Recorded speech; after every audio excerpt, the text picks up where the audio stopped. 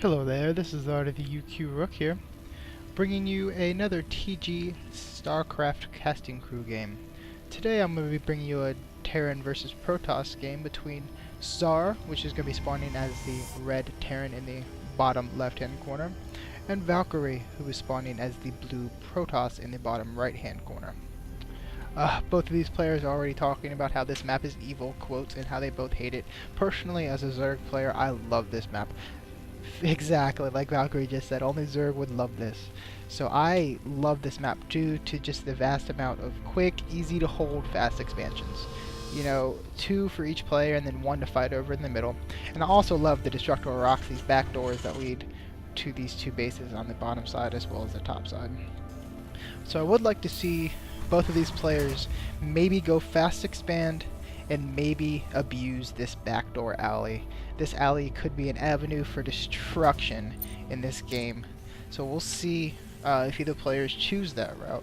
The other important features is Zelnaga Watchtower in the middle here, especially where these 2 players spawn. This Watchtower could be very important for any movements that either player decide to do. We do see now barracks going down at 12 for Czar, and just a pylon down as of now for Valkyrie, just pumping some probes out. Looks like he might put down his gate. Oh, Forge! He put down Forge first. Interesting play there. Maybe going for quick upgrades, or maybe turtling up for Void Ray. Not sure. But we do see a Forge first for Valkyrie, followed by an assimilator at around 15. So we'll see what Valkyrie pulls out of his sleeve for this game. And we do see currently barracks and refinery in production for the Terran players are, as well as both players go ahead and getting some scouting done. So we'll see barracks coming down for Czar, Marine coming out. We'll see what these 2 players choose to do. It does look like Valkyrie just put down his gateway here. So we'll see. We shall see. Both players still scouting, still very early. Orbital command coming down for Czar at 16, just like normal. Czar had a very standard opening. Most Terrans these days do go 16 orbital command, you know, and then a variation of barracks and assimilator before that, or refinery before that. So we do see now Czar getting some quick scouting information from Valkyrie. He does see that Nexus was down first. Not Nexus, excuse me, Forge was down first, followed by Gateway. So maybe he'll be thinking, or I would be thinking, maybe slow unit production for Valkyrie, maybe some cannons, maybe if he could get out some quick units to do a quick push, or maybe some early harassment. That would be a good idea, or a good avenue for Czar. We do see a second Gateway and a core going down now for Valkyrie, as well at the same time we see Factory down and his second refinery for Czar. So it just looks like a very slow opening for Zealot now, coming out for Valkyrie. Ground weapons level 1 coming here for Valkyrie. So that was probably the reason for the Forge first.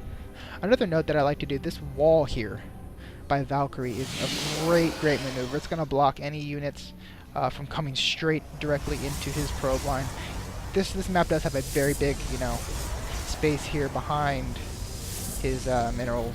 At the same time, this wall is going to help him if any harassment tries to come early. We do see just a couple Marines out on the field for Czar. He's not 2 more Marines coming out now. We do see a tech lab down in the factory. Nothing being produced out of that factory just yet. He needs some more saturation. He has no SCVs here. This is hardly any SCVs. Terrible SCV count for Czar. He needs to be pumping out SCVs a lot quicker. Look at the saturation already by Valkyrie. This saturation here is just great this early. This is exactly what you want. He's constantly pumping out probes, which is what he should be doing, which is why he can fund this Twilight Council and this third gateway coming out, because he has these probes. Up to about 26 supply. He is being supply blocked now. His pylon just popped out to stop that.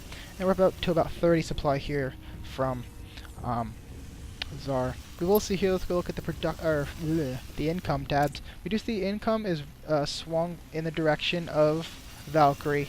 22 harvesters, or 23 harvesters to 18. The only reason that Czar is actually even caught up right now is because of these mules. These mules are just ridiculous miners for the Terran player, but once that mule pops out, you'll see a decrease for the Terran player. So, back to the production tab. Let's see what's going on. We do see Siege Tech coming out, as well as a couple Siege Tanks, and we do see a Tech Lab going down on the starport. So it's basic 1-1 opening for Czar. Looks like he has a contingency of Marines and a Siege Tank here, closing down his back door rocks. It does have great Marine placement here to check for fast expand or any troops moving out possibly for Valkyrie. So he does have a very good hold as of right now on Valkyrie. He's keeping them contained. He knows where he's at. He knows, hopefully he knows what's going on in the base. You do see a fourth warp gate or gateway going down now and another pylon to finish this wall. Nothing going on in the Twilight Council just yet. But we do see ground armor level 1 coming out. So it looks like he's going to just get basic level 1 upgrades for all of his gateway units for now. And then just continue probably to pump out a gateway unit army now until he sees what Czar's doing. It does look like Czar's going to be pushing out and taking out these destructible rocks and maybe seeing if he can pick off some harassment in the Protoss player's base. Looks like he has another siege tank on the way and a couple more Marines. I would like to see maybe some unit diversity here by Czar. Some Marines and just siege tank might not be the best against a full gateway unit here. Zealots, Suckers, and Avengers. You see Pylon going down. He knew this and he saw this was coming with that Pylon placement, so he's going to come over to do some defending. He can actually snipe down if he positions right. Snipe down on some of these. There you go, sniping down in the siege tank there. So we'll see. He's pushing out, seeing what he can find. See, oh, okay, so this is going to be a battle here. One Stalker down, a whole bunch of Marines down. This does look like this is going to be easily handled by the Protoss players. Just not enough forces here for Czar. So that was a waste there. The only thing that he has right now, it looks like, is that one siege tank and one Marine. That's all that he has. First Banshee just about to come out. And some Marauders and another siege tank trying to come out. But this is a strong push right now. That Banshee's going to get destroyed. Siege tank sieging up. This could be the end for Czar. There's nothing here. And there goes Czar leaving the game. That was just a very productive counter push by Valkyrie. Very strong. And that was just Czar's fault for just doing a full push that early with no unit diversity. Especially against a Protoss player. Protoss units are very strong, especially with those 2 upgrades that he got early. So that was just a mistake by Czar, pushing out that quickly without any unit diversity, any upgrades with his squishy Marines and siege tanks. So overall, a great game. Congrats to Valkyrie. And I thank you, the viewer, for watching, and TG StarCraft Casting Crew sends you a big, warm, heartfelt thank you. I hope that you will catch us again for another one of our episodes. This is Rook signing off, and have a great day.